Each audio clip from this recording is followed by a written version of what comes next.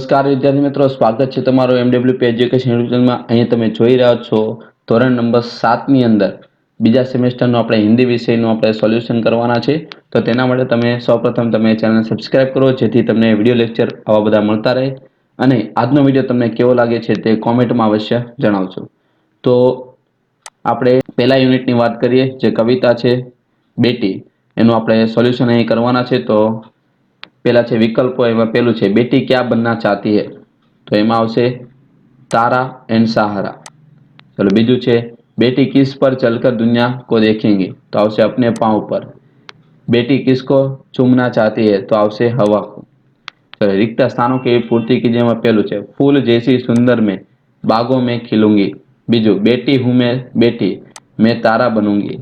तीजू अपने पांव चलकर मैं दुनिया को देखूंगी। चौथो फूल शब्दों का विलोम शब्द शू थाय, कांटे। चलो खरा खोटा में विधान खोटू है। प्रश्न नंबर 4 है, एम वाक्यना उत्तर लखवाना है। बेटी किसकी तरह धरती पर चमकना चाहती है, जिस तरह आकाश में चांद चमकता है उसी चांद की तरह बेटी धरती पर चमकना चाहती है। बीजू है धरती पर चमक कर बेटी क्या करेगी, तो बेटी धरती पर चमक कर चारों ओर अपना प्रकाश फैलाएगी। पछीनो तीजो क्वेश्चन तुमने आपेलो छे। तीजू बेटी क्यों पढ़ना चाहती है, बेटी मेहनत से अपने पैरों पे खड़ी होना चाहती है। वह पूरी दुनिया को देखना चाहती है और समझना चाहती है और आगे बढ़ना चाहती है, इसलिए वह पढ़ना चाहती है। बेटी दुनिया को कैसे देखना चाहती है, तो बेटी पढ़ लिख कर अपने पैरों पर खड़ी होकर दुनिया के व्यवहारों को देखना चाहती है। एना भाई पांचमो छे बेटी दुनिया को कैसे समझना चाहती है, बेटी मेहनत कर पढ़ लिख कर और अपनी बुद्धि का विकास करके लोगों के व्यवहारों को देखकर दुनिया को समझना चाहती है। छठू बेटी तितली बनकर क्या करना चाहती है, तो बेटी तितली बनकर बागों में घूमना एवं हवा को चूमना चाहती है।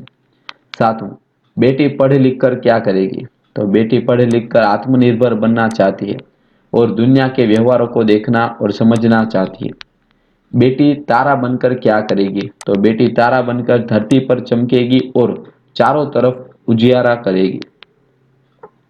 फूल जैसी सुंदर बनकर बेटी क्या खिलेगी, तो फूल जैसी सुंदर बनकर बेटी बागों में खिलेगी। बेटी काव्य से हमें क्या प्रेरणा मिलती है, तो यह काव्य में हमें यह प्रेरणा मिलती है कि हम बेटी या बेटों में कोई अंतर नहीं रखना चाहिए, भेदभाव रखना चाहिए नहीं। बेटी या भी बेटों की तरह आगे बढ़ सकती है और उन्नति कर सकती है। एना पछी हवे प्रश्नना उत्तर में पहलू छे आत्मनिर्भर बनने के लिए आप क्या करोगे, तो आत्मनिर्भर बनने के लिए खूब पढ़ाई करेंगे, अपनी योग्यता के अनुसार मेहनत से काम करेंगे, खुद पर विश्वास रखकर अपनी जिम्मेदारियों को निभाते हुए सफलतापूर्वक लक्ष्य हासिल करने की कोशिश करेंगे।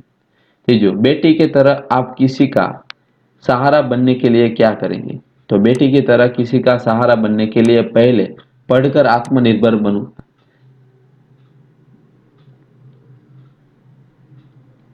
फिर लोगों की मदद कर सकूं, गरीबों के बच्चों को शिक्षा एवं उनके पालन पोषण के लिए कार्य करूंगा।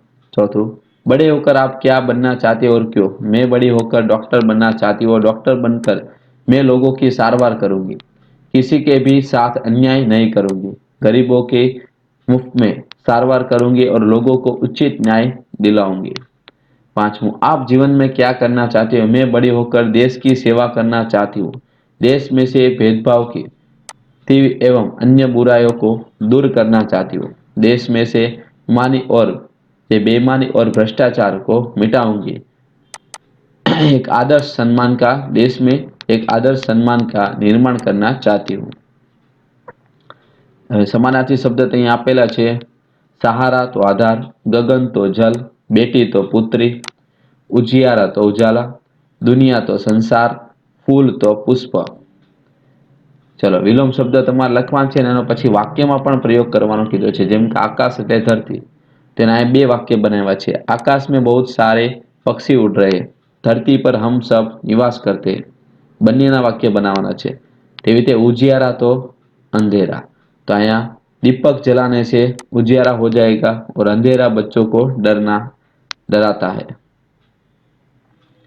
એના પછી इधर तो उधर, तो इधर ज्यादा भीड़ है तो उधर कम भीड़ है।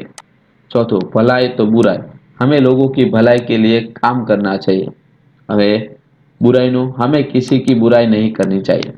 पाना तो खोना, तो मैं 7वीं कक्षा में प्रथम क्रम पाकर पाना चाहती हूँ। और खोना में यदि हमें प्रथम क्रम पाना है तो खेलना वचन परिवर्तन करवानुं छे અને પછી ફરીથી વાક્ય લખવાના છે। તો मैं એટલે हम થશે, मैं स्कूल जा रहा हूँ तो हम स्कूल जा रहे। એવી રીતે તમને બધાના વચન પરિવર્તન આપેલા છે। બચ્ચે તો બચ્ચા, ખિલોના તો ખિલોને, ખેત તો ખેતે। એના પછી વાક્ય મુહાવરોનો અર્થ लिखकर वाक्य प्रयोग લખવાનું છે। तारा बनना यानी श्रेष्ठ बनना, हवा को चूमना यानी मंजिल पाना, अपने पाव पर चलना यानी आत्मनिर्भर बनना। चलो गुणवाचक विशेषण આપણે લખવાના છે।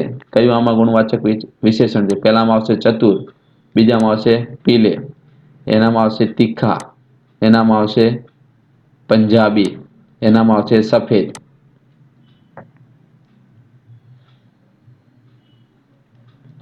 એના પછી નિશ્ચિત સંખ્યાવાચક और અનિશ્ચિત સંખ્યાવાચક લખવાનું છે કે નિશ્ચિત કોણ કહેવાય અને અનિશ્ચિત કયા કહેવાય તે તમને આપેલા છે। આમાંથી જોઈને તમે લખી શકો છો। એના પછી વિશેષણ તમારે પહેચાનવાના છે કે પહેલામાં આવશે ગંભીર, બીજામાં આવશે તીસરી, નેક્સ્ટ આવશે જ્યાદા, પછી આવશે સાહસી, પાંચમામાં આવશે ચારો, છઠ્ઠામાં છે પૂર્વ, સાતમામાં છે વહ, આઠમામાં છે કઈ, નવમામાં આવશે થોડાસા, દસમામાં છે સ્વસ્થ। ચલો શબ્દકોશોને ક્રમમાં લખવાના છે। તો અહીં તમને એના ઉત્તર લખેલા છે, તમે આમાંથી જોઈને લખી શકો છો। નેક્સ્ટ છે હવે શબ્દનું આપણે ઉદાહરણ કે અનુસાર ઉચિત ક્રમ में લખकर અર્થપૂર્ણ વાક્ય બનાવવાનું છે।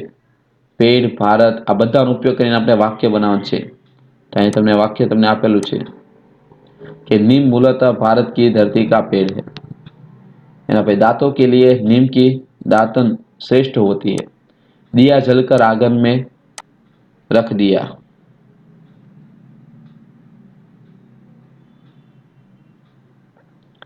तो आ छे આપણે યુનિટ નંબર 1 નું સોલ્યુશન। હવે નેક્સ્ટ આપણે જોવાના છે યુનિટ નંબર 2। તેના માટે તમારે ચેનલ સબસ્ક્રાઇબ કરવી પડશે જેથી તમને વિડિયો લેક્ચર આના પછીના પાર્ટમાં મળી શકે છે। તો થેન્ક યુ, જય હિન્દ, જય ભારત।